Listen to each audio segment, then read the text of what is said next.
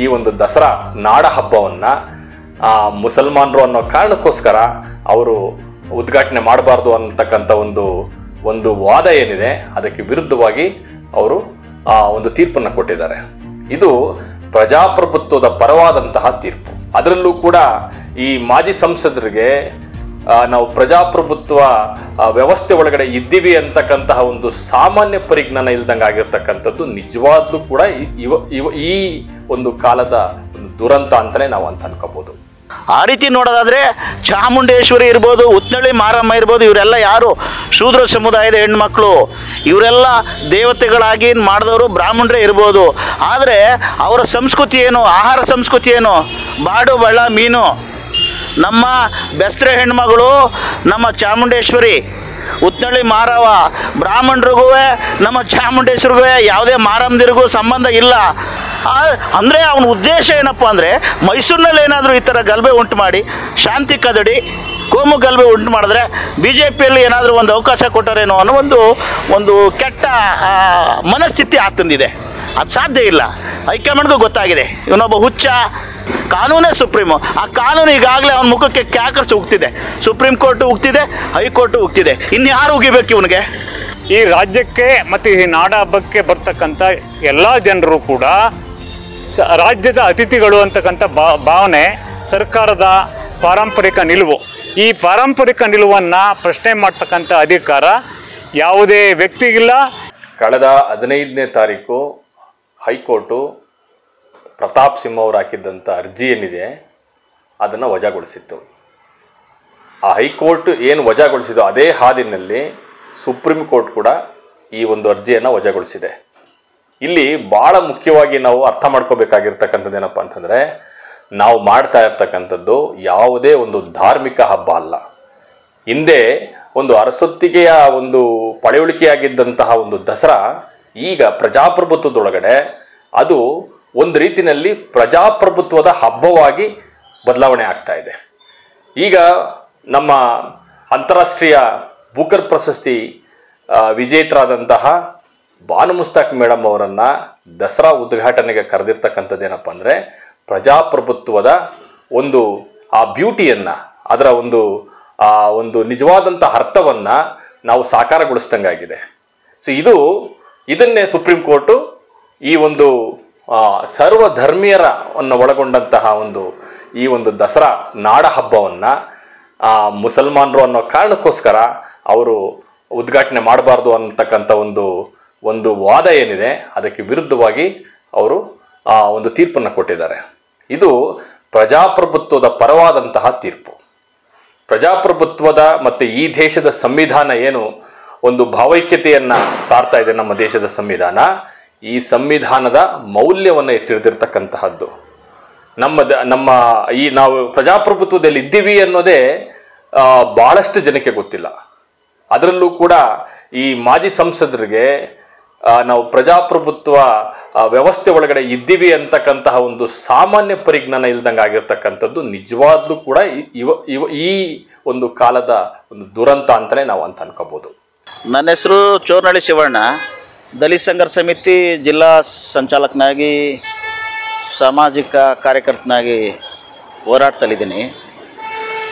ಏನು ಈಗ ಮೈಸೂರು ದಸರಾ ಈ ವಿಚಾರವಾಗಿ ಮಾಜಿ ಸಂಸದ ಪ್ರತಾಪ್ ಸಿಂಹ ತನ್ನ ಮೂರ್ಖತನವನ್ನು ಮತ್ತು ಅವಿವೇಕತನವನ್ನು ಏನು ಪ್ರದರ್ಶನ ಮಾಡಿದಾನೋ, ಈತನಿಗೆ ಸಾಮಾನ್ಯ ಜ್ಞಾನ ಇಲ್ಲ ಅಂಥೇಳಿ ಆತನೇ ಸಾಬೀತುಪಡಿಸ್ಬಿಟ್ಟಿದ್ದಾನೆ. ಯಾಕಪ್ಪ ಅಂದರೆ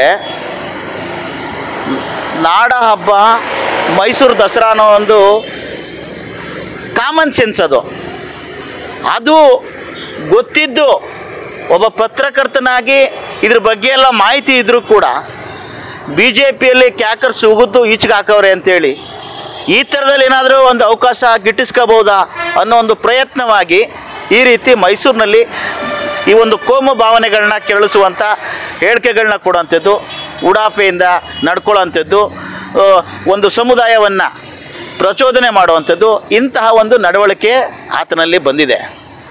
ಇವನು ಕಳೆದ ಬಾರಿ ನಮ್ಮ ಸಂಘಟನೆಯ ವತಿಯಿಂದ ಒಂದು ಸಾಂಸ್ಕೃತಿಕವಾದ ಒಂದು ಹಾಡಿನ ಮುಖಾಂತರ ಇಡೀ ದೇಶಕ್ಕೆ ಅವನು ಪ್ರಚಾರಿಯಾದ.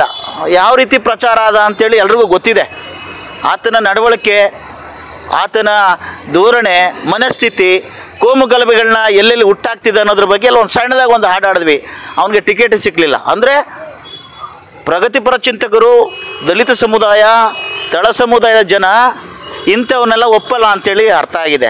ಆ ಕಾರಣಕ್ಕಾಗಿ ಇವನ್ನ ಎಲೆಕ್ಷನ್ ನಿಲ್ಲಿಸಿದ್ರೆ ಸೋಲ್ತಾನೆ ಅಂತ ಗೊತ್ತಾಗಿ ಆತನಿಗೆ ಟಿಕೆಟ್ ಕೂಡ ಈ ಸರಿ ಮಿಸ್ ಮಾಡಿದ್ರು ಹೈಕಮಾಂಡ್.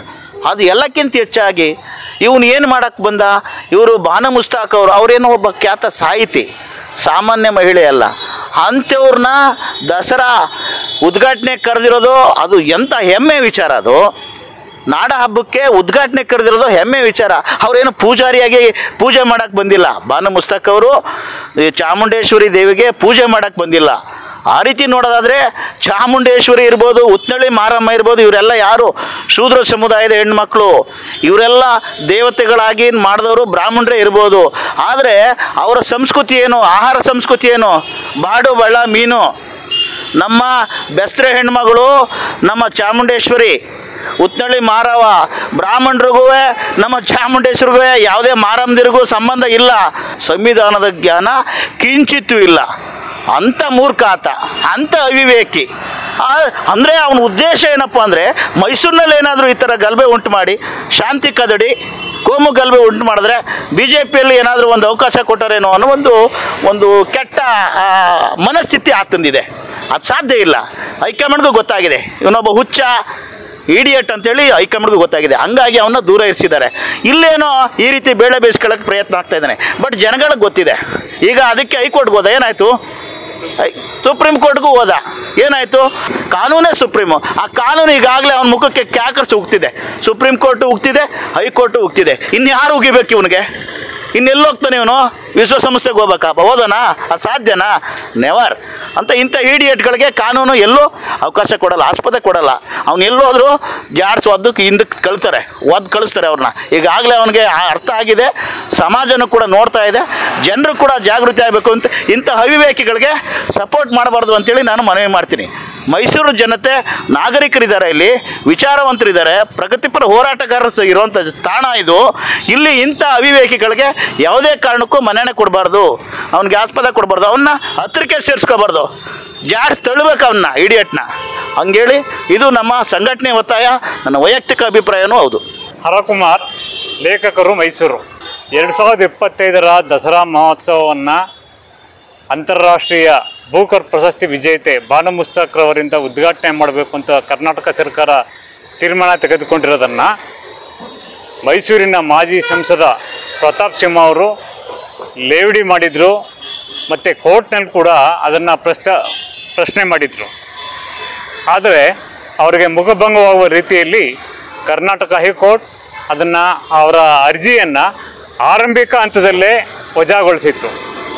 ಮತ್ತು ಅದನ್ನು ಪ್ರಶ್ನೆ ಮಾಡಿ ಸುಪ್ರೀಂ ಕೋರ್ಟ್ನಲ್ಲೂ ಕೂಡ ಅದನ್ನು ಪ್ರಶ್ನೆ ಮಾಡಿದರು. ಸುಪ್ರೀಂ ಕೋರ್ಟ್ ಕೂಡ ಆರಂಭಿಕ ಹಂತದಲ್ಲಿ ಆ ಅರ್ಜಿಯನ್ನು ವಜಾಗೊಳಿಸಿ ಅವರಿಗೆ ಮುಖಭಂಗ ಆಗೋ ರೀತಿಯಲ್ಲಿ ಮಾಡಿದೆ. ಹೇಳಿ ಕೇಳಿ ಮೈಸೂರು ದಸರಾ ನಾಡ ಹಬ್ಬ, ಇದು ಯಾವುದೇ ಧಾರ್ಮಿಕ ಹಬ್ಬ ಅಲ್ಲ. ಮುಸ್ಲಿಂ, ಹಿಂದೂ, ಕ್ರಿಶ್ಚಿಯನ್, ಬೌದ್ಧ ಇನ್ನಿತರ ಯಾವುದೇ ಧಾರ್ಮಿಕ ಹಬ್ಬ ಅಲ್ಲ. ಇದು ನಾಡ ಹಬ್ಬ, ಜನರ ಹಬ್ಬ. ಒಂದು ಸರ್ಕಾರ ನಾಡ ಹಬ್ಬಕ್ಕೆ ಉದ್ಘಾಟಕರನ್ನ ಆಯ್ಕೆ ಮಾಡಬೇಕಾದ್ರೆ ಅದರ ಪೂರ್ವಾಪರ ಇತಿಹಾಸವನ್ನು ಗಮನಿಸಿಯೇ ಮತ್ತು ಅದಕ್ಕೆ ಅಧಿಕಾರಬದ್ಧವಾಗಿ ಸಂವಿಧಾನಬದ್ಧವಾಗಿ ತೆಗೆದುಕೊಂಡಿರತಕ್ಕಂಥ ತೀರ್ಮಾನವನ್ನು ಕೋರ್ಟ್ಗಳು ಆರಂಭಿಕ ಹಂತದಲ್ಲೇ ಅರ್ಜಿಯನ್ನು ವಜಾಗೊಳಿಸ್ತೇವೆ ಅಂತಕ್ಕಂಥ ಕನಿಷ್ಠ ತಿಳುವಳಿಕೆ ಈ ಮಾಜಿ ಸಂಸದರಿಗೆ ಇಲ್ಲ ಅಂತಕ್ಕಂಥದ್ದು ಈ ಹೈಕೋರ್ಟ್ನ ಮತ್ತು ಸುಪ್ರೀಂ ಕೋರ್ಟ್ನ ಇವತ್ತಿನ ಬೆಳವಣಿಗೆಗಳಿಂದ ತಿಳಿದು ಬಂದಿದೆ. ನಾಡ ಹಬ್ಬ ಜನರ ಹಬ್ಬ.